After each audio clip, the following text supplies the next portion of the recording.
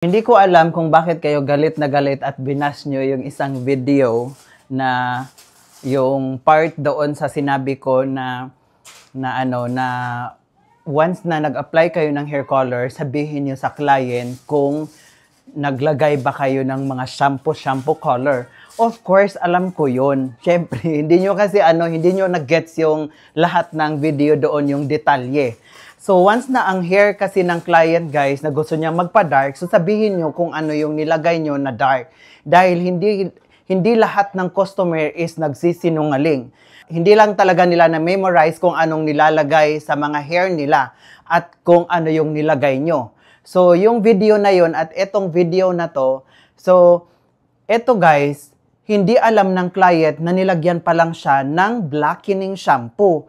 So, which is guys, na talagang anuhin nyo naman, sabihin nyo sa client kasi once na pumunta sila ng ibang salon, so ang ibang hairstylist is magba-back job talaga dahil nilagyan nyo ng shampoo na which is hindi talaga pwede yon at kung magpa-highlight sila, so magkakaroon na ng damage at back job. So, sino ang masisisi? So, yung hairstylist ba na pangalawa or ikaw mismong gumawa? So, di ba? Nakakatakot yun. Kaya kailang be honest kayo. Hindi yung kuda lang kayo na kuda. Ito isang basher din. Ang dami mong kuda, bakit di tayo magkita sa isang shop, makita natin kung sino talagang magaling, magdamay ka pa ng ibang business, gumawa ka na lang gumawa. Mind your own, sis.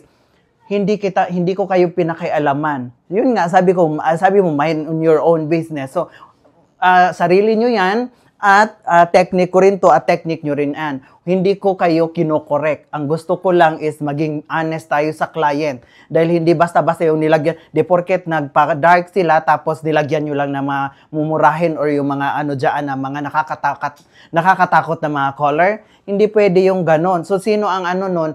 Once na bumalik yung client nyo, tapos nilagyan nyo pala ng blackening shampoo, so makukuha nyo pa ba yung gusto nila? So, hindi na. Kasi nga yun, ginawa nyo na ng mga kaek-ekan na mga ginagawa nyong kababalaghan.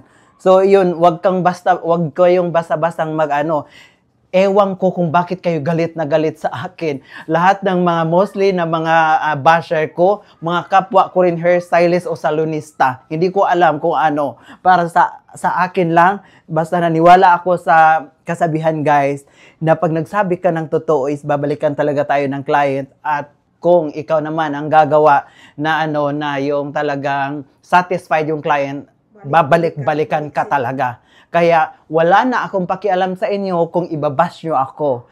Basta ang sa akin lang, gumawa kayo ng tama at gagawa na rin ako ng tama. Mag-bash lang kayo guys kasi gustong-gusto ko rin na i-bash nyo rin ako. Dahil the more na basher, alam mo na.